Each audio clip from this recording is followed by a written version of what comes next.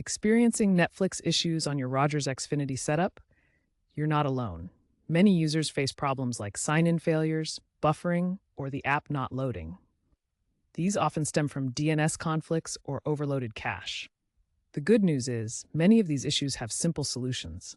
This section covers the most common problems and their immediate fixes, drawing on recent updates from both Netflix and Rogers Xfinity. Netflix app v8.14 Type Plus, released in October 2025, enhances DNS resolution, reducing sign-in errors.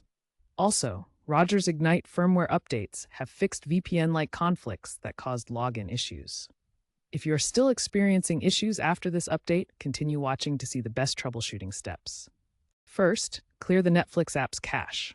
On most smart TVs or Rogers Ignite boxes, you can do this in the app settings or system menus. Clearing the cache forces the app to download fresh data, resolving many loading and buffering issues.